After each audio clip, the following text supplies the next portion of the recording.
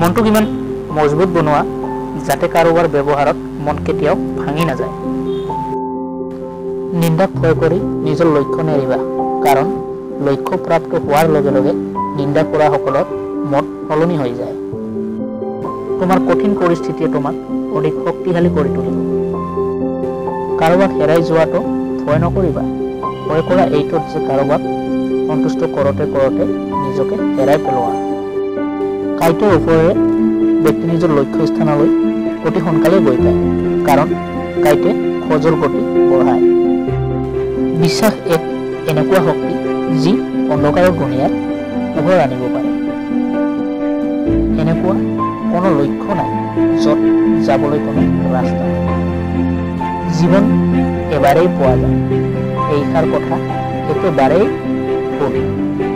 কেৱল মৃত্যু এবাৰেই হয়, জীৱনটোতো সদায়ে পাওঁ। বিজয়ী হোৱাৰ আনন্দ তেতিয়াই পোৱা যায় যেতিয়া সকলোৱে তুমি হাৰি যোৱাটো বাট চাই থাকে।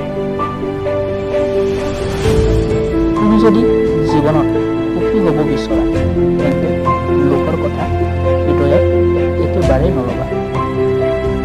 নিজৰ জীৱনটোক লৈ কেতিয়াও দুখ নকৰিবা। কিজানি তোমাৰ দৰে জীৱন কাৰোবাৰ এক সপোন।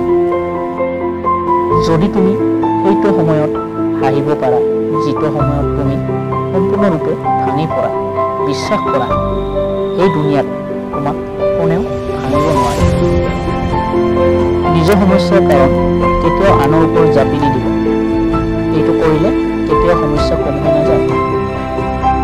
যদি ভিডিঅ'টি ভাল লাগিছে তেতিয়াহ'লে লাইক কৰিব, শ্বেয়াৰ কৰিব, লগতে চেনেলটো ছাবস্ক্ৰাইব কৰিব